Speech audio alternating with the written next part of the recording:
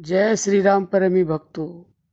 प्यारे भक्तों, असंभव भी संभव हो जाता है। ध्यान करते समय श्वासों पर ही ध्यान क्यों किया जाता है और इससे क्या होता है? भक्तों, ये तो आप सभी जानते हैं कि जीवन का जो सार है वह श्वास है। श्वास के बिना जीवन नहीं है। अगर श्वास है तो जीवन है, श्वास नहीं है तो जीवन समाप्त।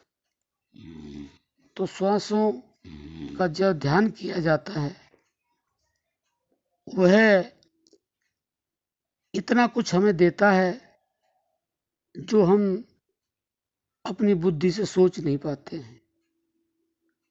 यह श्वास परमात्मा ने हमें गिनती की दी हुई, जितनी श्वास उसने दी है उतनी श्वास हम लेंगे, ना एक श्वास ज़्यादा लेंगे ना एक श्वास कम लेंगे।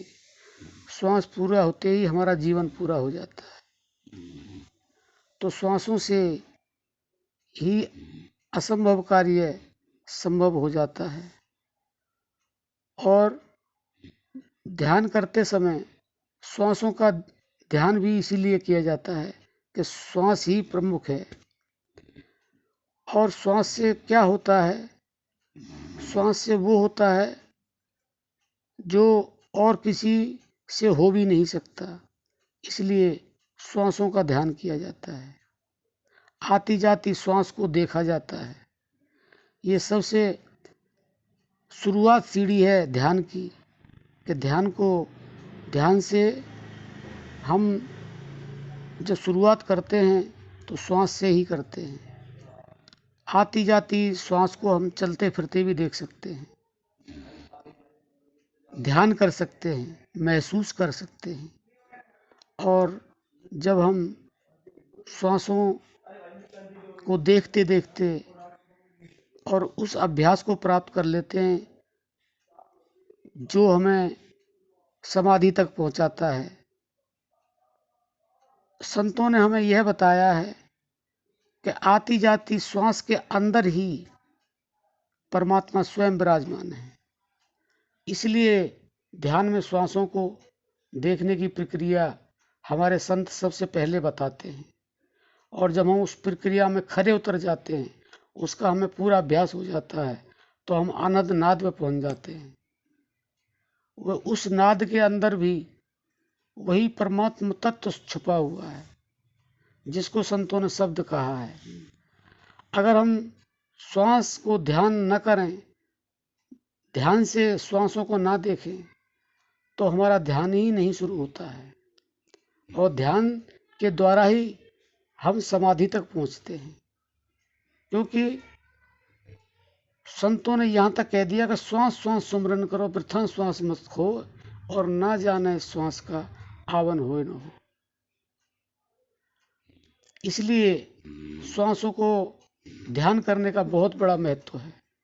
अगर आपने श्वासों को देखना शुरू कर दिया, श्वासों का ध्यान करना शुरू कर दिया, तो आपको वह सब कुछ प्राप्त हो जाएगा जिसलिए आपने यह मनुष्य जीवन धारण किया है।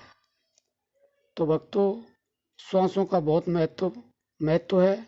श्वासों को जिस दिन आप अपने पूर्ण अभ्यास में ले आएंगे, उस दिन आपके असंभव कार्य भी संभव होने लगेंगे।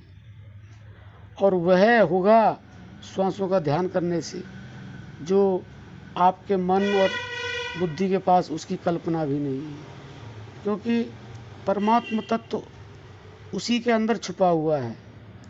जब तक हम श्वासों की घर्षण नहीं करेंगे, वह परमात्मा तत्व जो है वो उभरेगा नहीं।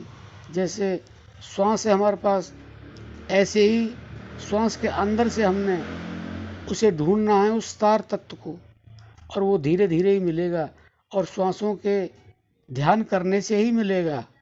जैसे दूध के अंदर मक्खन होता है, उसको पहले गर्म करना पड़ता है, फिर जमाना पड़ता है और फिर उसे बिलोना पड़ता है, तब वह सार तत्व निकलता है। इसलिए श्रद्धा विश्वास और भाव से, तीनों प्रकार से आप उसके साथ संलग्न हो जाएंगे, जुड़ जाएंगे, तो आपको वह सार तत्व परमात्मा अपने आप निकल कर के बाहर आ जाएगा। वह आपको बताएगा कि इस प्रक्रिया से और मैं बाहर निकलने को तैयार हूँगा। तो भक्तों, आशा करते हैं आप समझ गए होंगे असंभव कार्य संभव कैसे होता है, और श्वासों का ध्यान क्यों किया जाता है, और श्वासों के ध्यान से क्या होता है। अब हम अपनी वाणी को विश्राम देते हैं। जय श्री राम।